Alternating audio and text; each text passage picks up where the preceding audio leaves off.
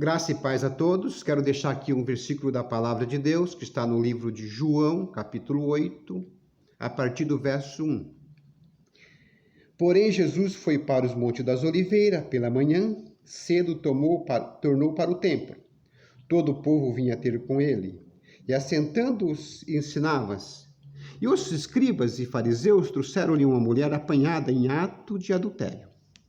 E pondo no meio, disseram-lhe: Mestre, esta mulher foi apanhada no próprio ato de adultério. E na lei de Moisés, que as tais sejam apedrejadas. Tu, pois, que dizes?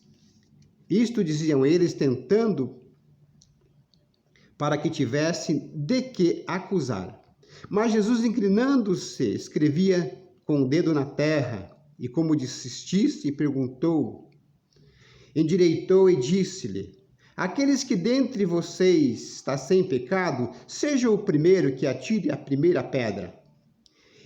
E tornando-se a inclinar, escrevia na terra. Quando ouviram isto, saíram um a um, começar pelos mais velhos, e até o último ficou só Jesus e a mulher que estava no meio.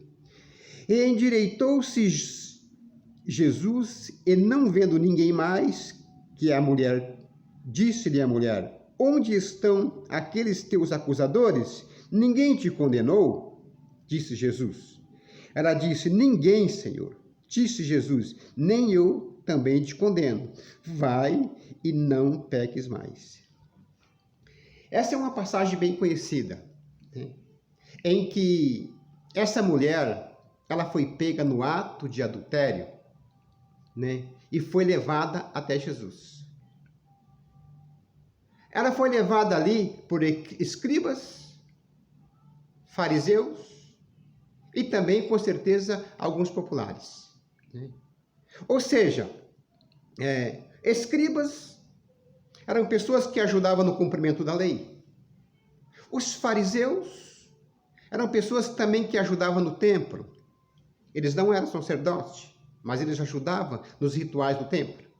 Ou seja, escribas e fariseus eram pessoas influentes da sociedade, né? Então, aquela mulher, ela tinha ali fontes de acusação. Primeiro, a primeira fonte de acusação era a lei de Moisés. Depois, os escribas, fariseus, os populares que ali estavam, o povo. E também a sua própria consciência. A consciência daquela mulher, ela acusava ela. Por quê? Porque ela era conhecedora da palavra, com certeza, né? Então a consciência também a acusava. Ou seja, aquela mulher, olhando para a circunstância do momento, ela não via saída. Ela não tinha saída. Então, olhando para aquele momento, aquela situação, ela sabia que ela ia ser morta, apedrejada. Mas quando eles colocaram ela diante de Jesus e pediram para que Jesus julgasse ela, porque eles sabiam que Jesus não poderia falar contra a lei de Moisés. Senão ele corria risco de ser apedrejado, também de ser morto. Mas Jesus, olhando para aquelas pessoas que estavam ali, e disse para eles: Vocês que não têm nenhum pecado, seja o primeiro a tirar a pedra.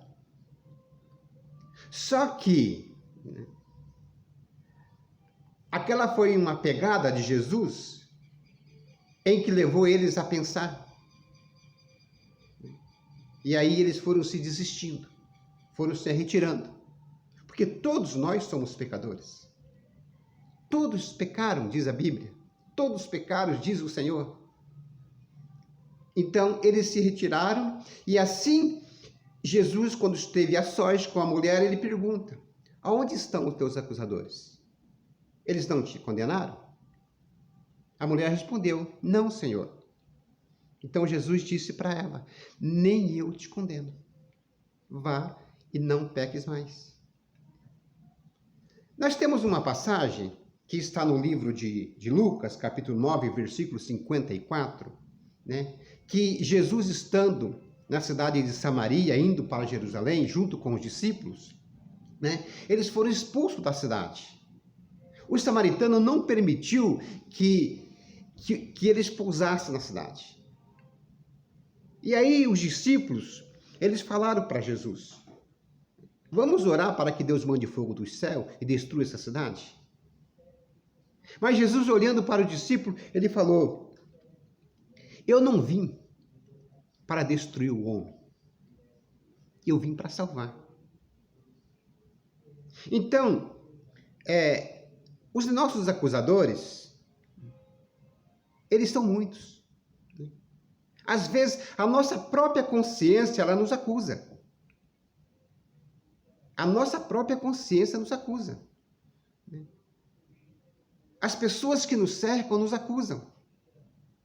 É por isso que é muito importante você conhecer o Evangelho de Jesus Cristo, você conhecer a Cristo. Porque aquele que é santo, aquele que é perfeito, aquele que é poderoso em glória, ele não veio para te destruir. Ele não veio para te acusar. Ele veio para salvar. Aqueles que podem acusar você, aquele que pode acusar a mim, são pessoas pecadoras como eu. Pessoas pecadoras como eu, pessoas pecadoras como nós, temos essa facilidade de acusar o nosso semelhante. Mas aquele que é santo, aquele que é perfeito, aquele que é poderoso, ele veio para salvar. Ele veio para libertar.